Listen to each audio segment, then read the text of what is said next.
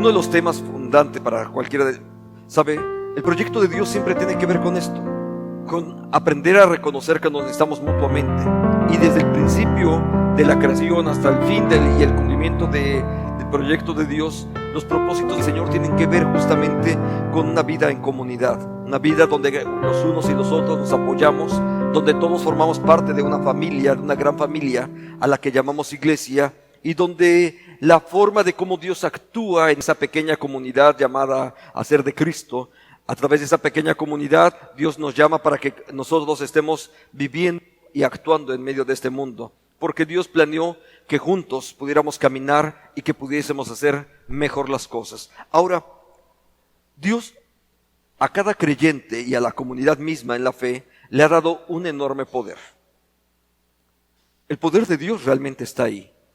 Y las Escrituras dicen que podemos y tenemos poder para matar o para dar vida. Eso dicen las Escrituras. ¿Sabe? Textualmente dice así: la muerte y la vida está la muerte y la vida están en poder de la lengua. Tu forma de hablar va a marcar qué es lo que va a ocurrir en la forma de cómo estás viviendo. Todos nosotros tenemos lo que dicen las Escrituras, porque Dios lo puso en nuestra vida. ¿Tenemos poder para matar o tenemos poder para dar vida?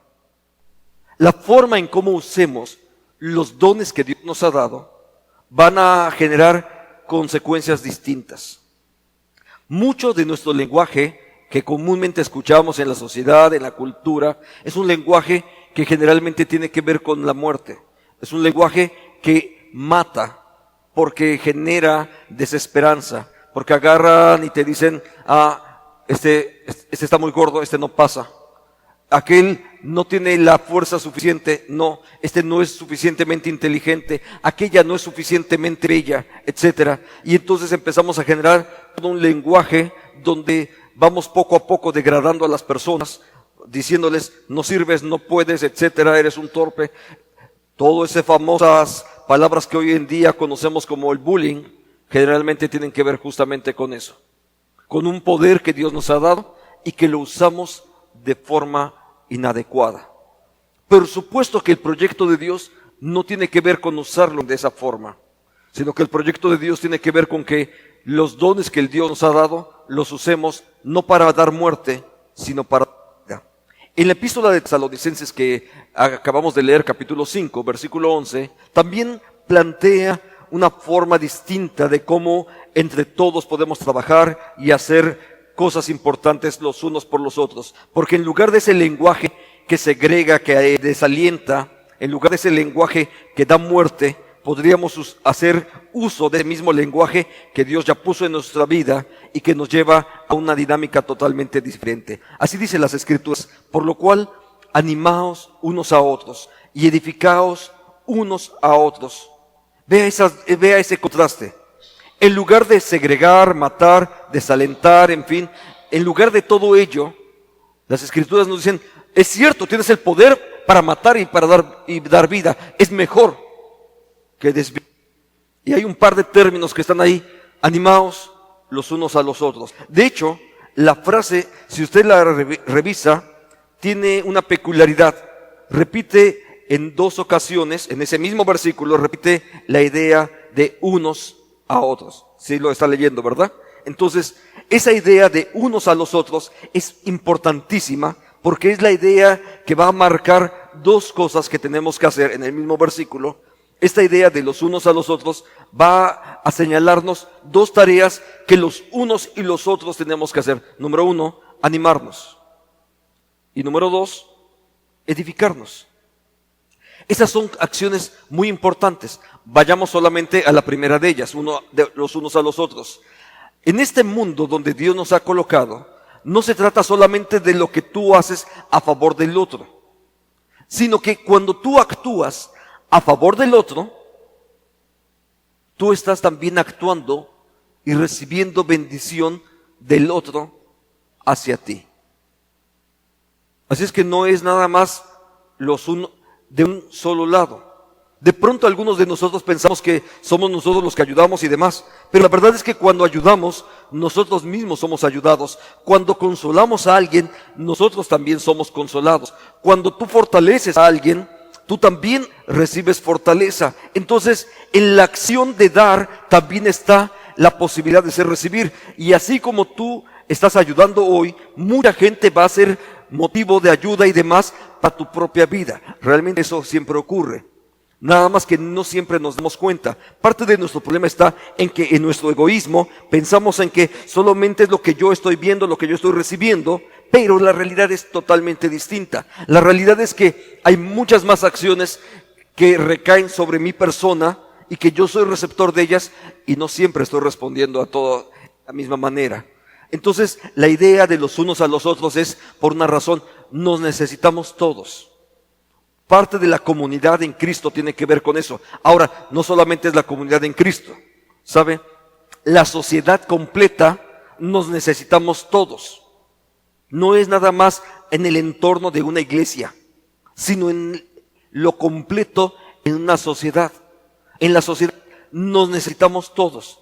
Necesitamos a los comerciantes, necesitamos a los turistas, necesitamos a las personas que recogen la basura, necesitamos a las personas que proporcionan seguridad.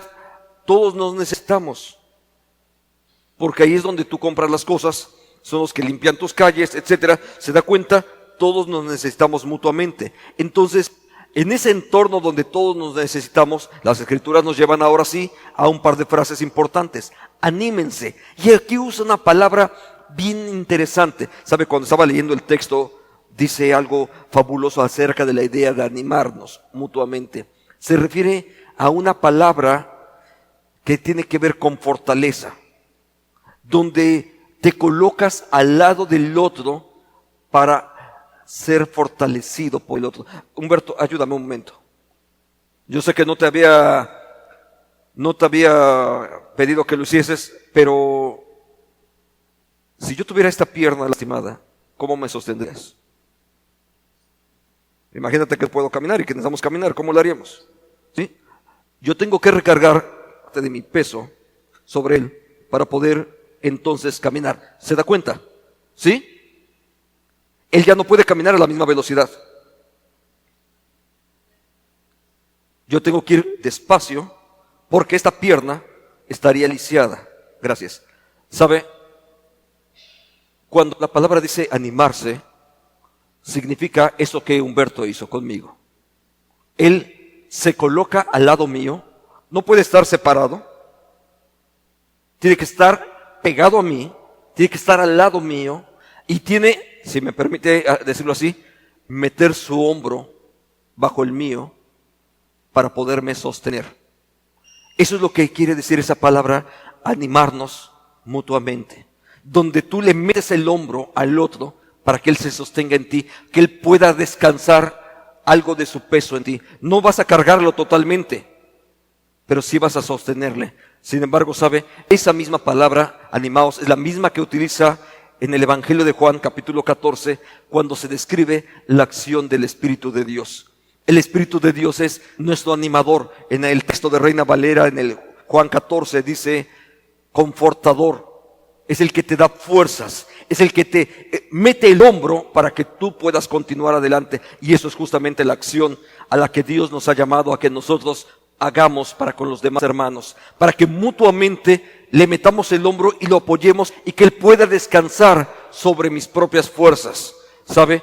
Dios nos ha llamado justamente a eso y es una acción espiritual. La otra palabra, edificarnos mutuamente, tiene también una base interesante. La idea de edificarse es justamente construir. Construir, y tiene que ver con la construcción de lo espiritual, con la construcción del carácter cristiano en la vida de cada uno de nosotros. Y ahí es donde nos necesitamos mutuamente. Nos necesitamos mutuamente porque, déjame decirlo, una de las formas donde yo más aprendo es cuando estoy dando clases. ¿Sabe por qué? Aprendo de las preguntas que me están haciendo. No de lo que yo estoy diciendo, sino de las preguntas que me hacen. Entonces realmente yo aprendo más de esas preguntas Porque entonces resulta que mis hermanos, al estar preguntando, me motivan también a crecer y hacen que yo tenga que estar pensando de una forma más amplia, y entonces yo voy creciendo por causa de mis hermanos. Ellos son los que están realmente edificando mi vida a través de sus preguntas. Tal vez no lo sabían ellos, pero la verdad es que así ocurre. Cuando me preguntan, ellos también me están edificando. Quizás a veces piensan que ya tienen la respuesta. La verdad es que muchas de las ocasiones no tengo las respuestas ya de antemano. Pero cuando me preguntan, entonces yo también soy edificado. Porque en esto mutuamente somos edificados. Hay alguien que está orando por nosotros hoy en día. Hay gente que hoy en la mañana me envió algunos mensajes y dice, estamos orando por ti y pedimos que sea de bendición esto. Entonces ellos ya están actuando a favor mío, y no solamente mío, sino de todos los que hoy estamos acá. Están actuando a favor nuestro porque hay alguien que decidió orar por nosotros. ¿Sabe? Algunos ni siquiera están en esta ciudad, pero están orando por nosotros para que este espacio de servicio pueda ser de bendición para muchos de nosotros. Entonces, ahí es donde empezamos a edificarnos. La palabra edificarnos tiene como base, en su raíz, tiene la palabra de la mayordomía. Oikonomos. Entonces la idea de la mayordomía es esa. Nosotros ejercemos mayordomía, es decir, cumplimos con la misión en la que Dios nos ha dado cuando nuestra vida sirve para que mi hermana sea edificada, para que mi hermano sea edificado. Ahí es donde ejercemos la mayordomía. La mayordomía no solamente consiste en lo que yo estoy haciendo, sino en lo que yo hago a favor de mi hermano, para que él sea edificado. Entonces, cuando le invito a que lea la Biblia, cuando leo la Biblia con él, cuando oro con él, esto tiene que ver entonces con el ejercicio de la mayordomía. Entonces, todas esas formas que Dios nos da para que cada uno de nosotros invirtamos tiempo a favor de nuestros hermanos, y si puedo decirlo así, nos autopastoreemos. En medio de ello es que cada uno de nosotros somos edificados. Ahora, voy a seguir un poquito más adelante, porque este era solamente el inicio del texto, pero la idea va un poco más lejos todavía. Se trataba entonces de colocarnos al lado del otro, y una vida que va a ser dirigida y empoderada por la presencia del Espíritu de Dios va a servir para infundir ánimo y fortaleza para los demás.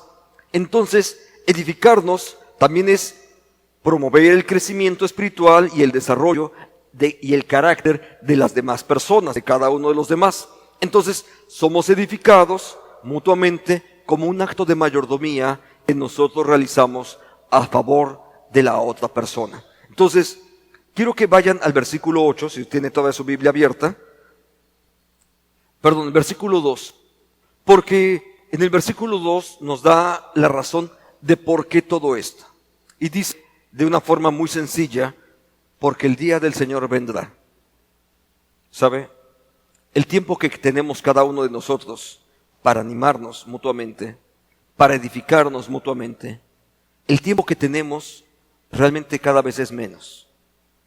No quiero espantarle acerca de nada de esto, pero la realidad es de que uno y otro, y cada día nosotros mismos estamos caminando hacia el encuentro con el Señor.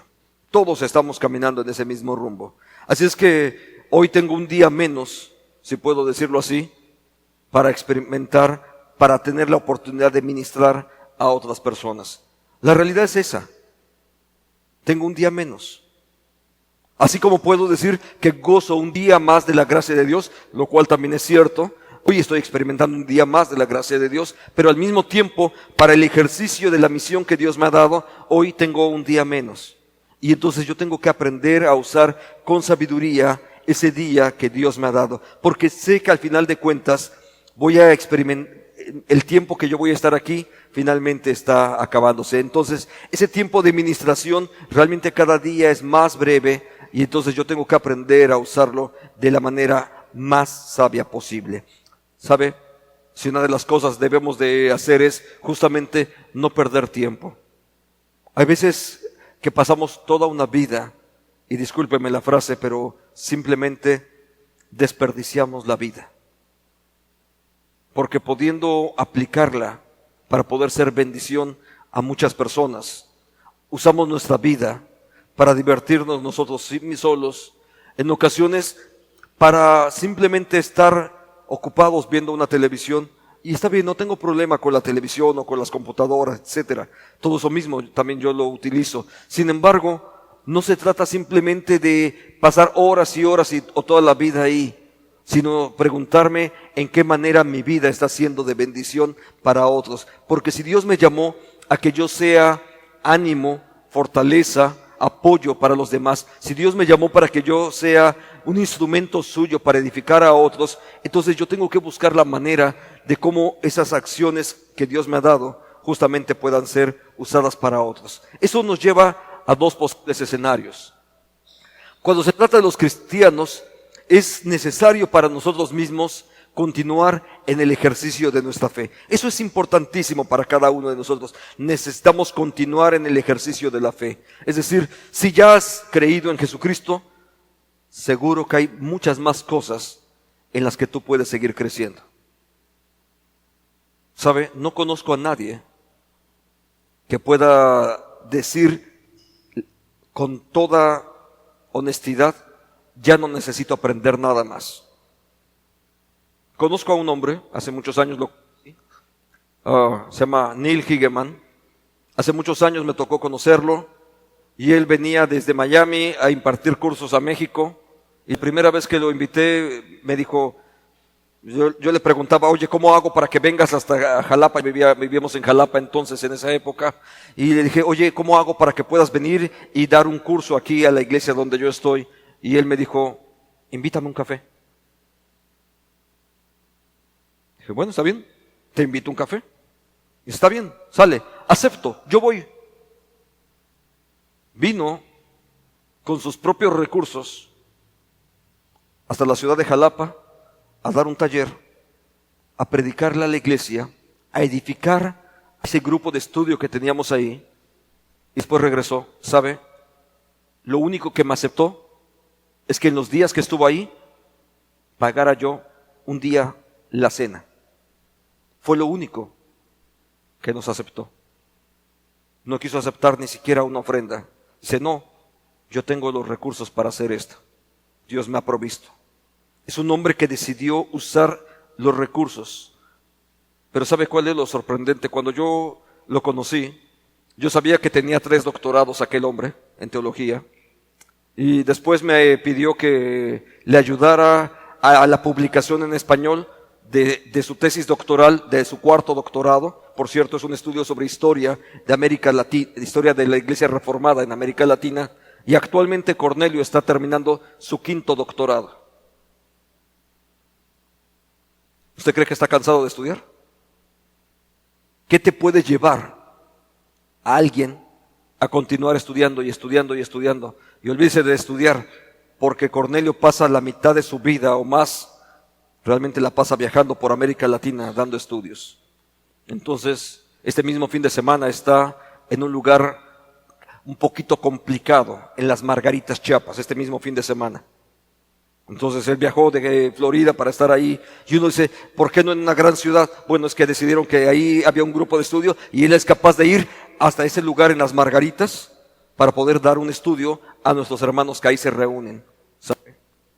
Es un hombre que decidió ocupar su vida para poder seguir trabajando. Y cuando he conocido gente así, a uno le inspiran para poder continuar adelante y saber que hay muchas cosas más.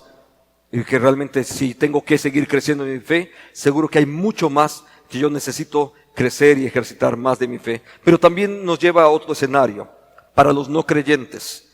Antes de seguir predicando, entonces aún es tiempo de predicar el Evangelio. Y sabe, me parece que hoy Dios nos ha colocado en un escenario importantísimo.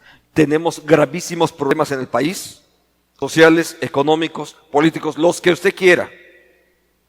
Y probablemente el próximo año va a ser más complicado, sí. En lugar de lamentarnos y ponernos a rasgar nuestras vestiduras por lo mal que va el año, yo le diría, mejor que Dios ocupe nuestra vida para proveer esperanza a muchísima gente que lo necesita. Finalmente, tú has creído en Jesucristo y puedes confiar en Él. Pero hay muchísima gente que está en tu derredor que ni siquiera tiene esa oportunidad, que no tiene la oportunidad de creer en Jesucristo, que no ha conocido que todavía no viven en esa relación de fe. Entonces, esta es una excelente oportunidad que también Dios nos da para poder proveer esperanza a toda esa gente que está ahí caminando, vagando en las Escrituras sin Dios y sin esperanza en este mundo. Y hay muchísimos así. Hay muchísimas ovejas perdidas de Israel que necesitan que alguien les lleve de la palabra de Dios. Y Dios va a usar a esta comunidad que está aquí para que podamos llevar el evangelio a otras personas. Yo sé que hay otras personas que van a ver esta misma predicación por internet, y también yo le podría decir, Dios va a usar tu vida, poder entonces predicar el evangelio a otras personas. Entonces Dios usa nuestra vida justamente para eso, para que donde quiera que estemos, finalmente no solamente crezcamos en lo personal, sino que también nosotros usemos las bendiciones que Dios nos ha dado para que otros lleguen al conocimiento de Jesucristo y tengan esperanza para poder continuar adelante y reciban así también nuevas fuerzas. Si cambio de versículo, voy a ir a una razón de por qué todo esto. Porque las Escrituras dicen, porque ustedes son de día. Ustedes que son del día. Y las Escrituras marcan un contraste justamente entre los que son del día y los que están en las tinieblas. Nosotros que pertenecemos al día, así que debemos de tener control de nosotros mismos, protegiéndonos con nuestra fe y nuestro amor y usando la esperanza y la salvación como un escudo.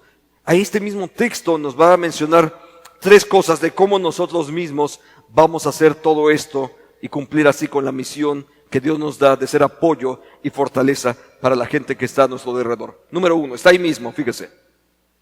Control de nosotros mismos. Si nosotros no tenemos control de nosotros mismos, difícilmente vamos a poder ayudar a alguien. Aquí me tocó escuchar una frase, dice, de personas que son de mecha corta.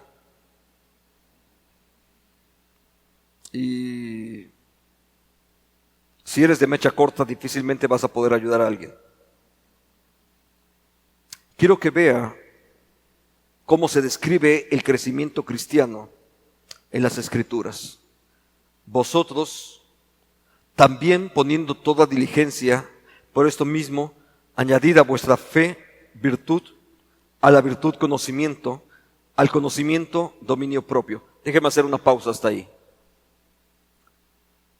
La primera parte tiene que ver con fe, y eso es un don de Dios que nosotros no tenemos. Simplemente es algo que nosotros hemos recibido. Añadid a vuestra fe, porque esa es don de Dios, dice, pero puedes añadir a vuestra fe virtud. Déjeme usar una forma sencilla de traducir la palabra virtud. Pórtense bien. Si ya tienes fe, pórtate bien. Y pórtate bien significa pon en práctica lo que Dios te está diciendo. ¿Sí? Ese es, pórtate bien, tiene que ver con eso. Sigue el consejo de Dios para tu propia vida. Y luego dice, y a vuestra fe virtud, conocimiento. Entonces me interesa conocer. Claro, necesito conocer más acerca de Dios, empiezo a leer más la Biblia. Pero quiero que observes lo que está delante. Y al conocimiento, dominio propio. Si observas en la lista, en el texto mismo, justo está a la mitad de otra serie de virtudes, de valores que están abajo, ¿sí? En la parte siguiente. Justo están a la mitad. Si tú no tienes dominio propio, es más difícil que vas a tener o a desarrollar, dice, paciencia. Eso es más difícil que desarrolles paciencia. Va a ser más difícil que desarrolles piedad. Y va a ser más difícil que desarrolles afecto fraternal y amor. Porque no tienes dominio propio. Porque si en medio de tu caminar brincas, te exaltas y botas todo, entonces la piedad, el amor y demás ya no van a poder continuar adelante.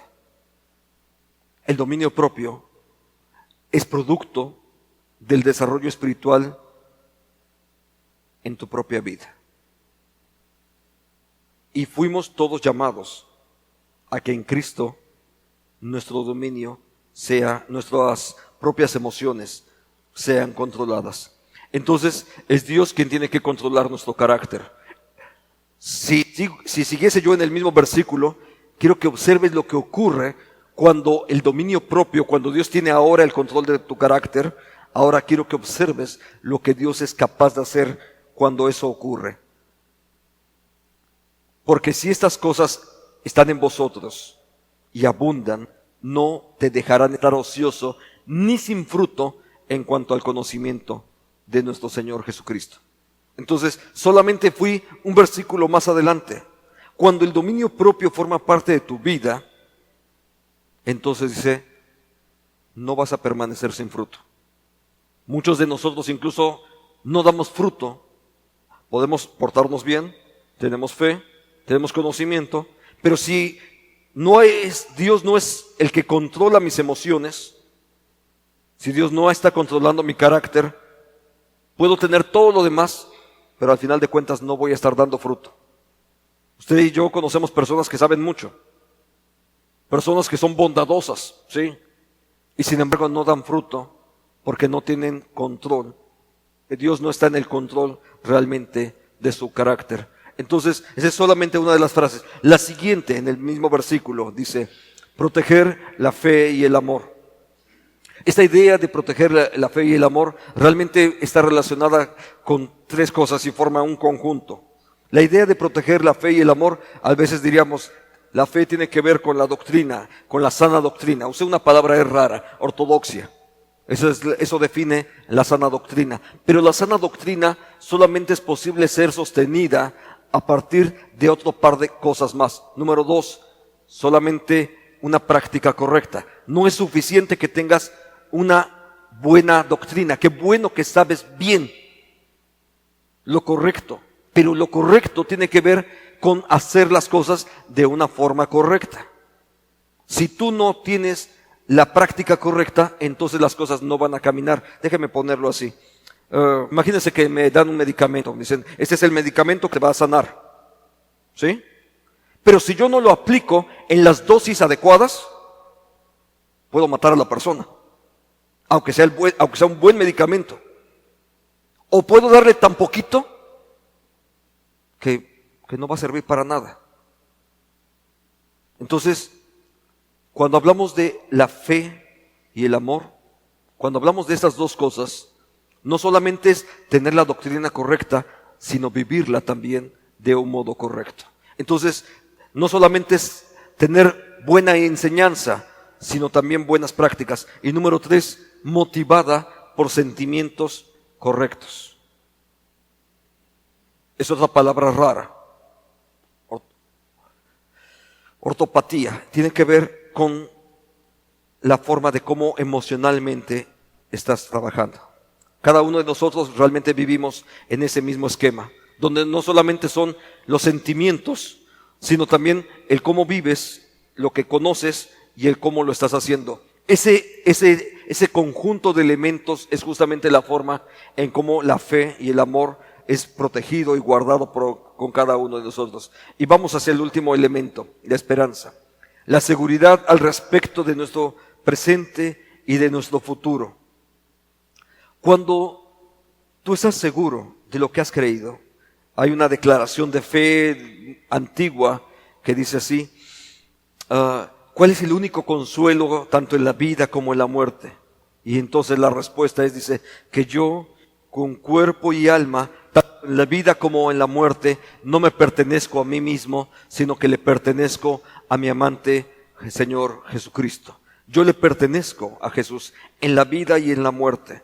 Y esa es la esperanza que cada uno de los creyentes alberga. No importa en dónde esté, yo soy de Cristo desde ahora y hasta la eternidad. Porque un día Dios decidió hacerse presente en mi propia vida y de aquí a la eternidad Dios es el que está actuando en mi propia vida. Entonces es la confianza de que no hay nada en este mundo que nos pueda separar del amor de Dios. Seguramente usted recuerda un pasaje en la epístola a los Romanos que dice justamente esa misma idea, porque no hay nada que nos pueda separar del amor de Dios, ni principados, ni potestades, ni lo presente, ni lo porvenir, ni lo alto, ni lo bajo, ni la muerte, ni la vida. No hay nada que te pueda separar del amor de Dios. Y la esperanza justamente está en eso.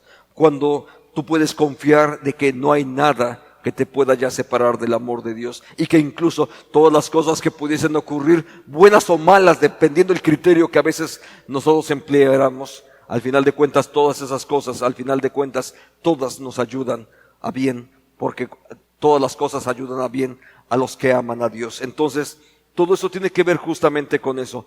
La parte final de este pasaje se encuentra en el versículo número 6, donde dice solamente una recomendación: velad, velemos y seamos sobrios. ¿Sabe? No es tiempo de dormir, no es tiempo de estar descansando. Los que descansan y los que no tienen nada que hacer en las Escrituras son los que están en las tinieblas.